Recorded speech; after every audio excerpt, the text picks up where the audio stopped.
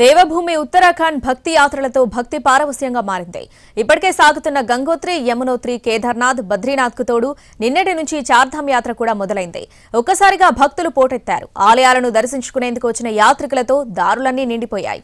గంటల తరబడి క్యూ లైన్లోనే ఉండటంతో భక్తుల్లో అసహనం వ్యక్తమవుతుంది. దైవభూమికి భక్తి పోటెత్తింది. క్యూ లైన్లు నిండిపోయాయి. భక్తుల్లో అసహనం పెరిగిపోతోంది. 6 నెలల తర్వాత ఆలయాల్లో దైవదర్శనానికి అనుమతి రావడంతోనే చార్ధామ్ యాత్రకు భక్తులు పోటెత్తారు. 2 రోజుల క్రితమే చార్ధామ్ యాత్ర ప్రారంభమైంది. గంగోత్రి, యమునోత్రి, కేదార్నాథ్, బద్రీనాథ్ ఆలయాలను దర్శించుకునేందుకు భక్తులు భారీగా వస్తున్నారు.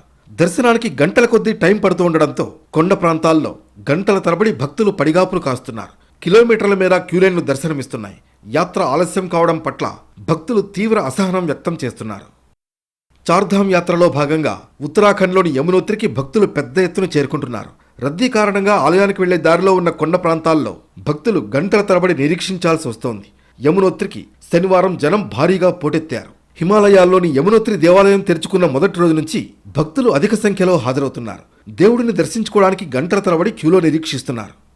ఆలయానికి వెళ్లే చిన్న కొండ మార్గంలో ఇరుకైన దారిలోనే 2 గంటలకు పైగా నిలుచున్నామని, భద్రత, రద్దీ నిర్వహణపై అధికారులు తగిన చర్యలు తీసుకోవట్లేదని ఆగ్రహం వ్యక్తం చేస్తున్నారు భక్తులు.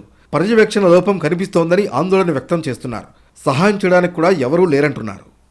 హిందూ మతంలో చార్ధామ్ యాత్రకు ఎంతో ప్రాముఖ్యం ఉంది. ఏటా వేసవిలో మొదలై శీతాకాలం ప్రారంభమయ్యే వరకు నిర్వహించే ఈ యాత్రలో ప్రతి సంవత్సరం లక్షల మంది భక్తులు పాల్గొని ఆలయాలను సందర్శిస్తారు.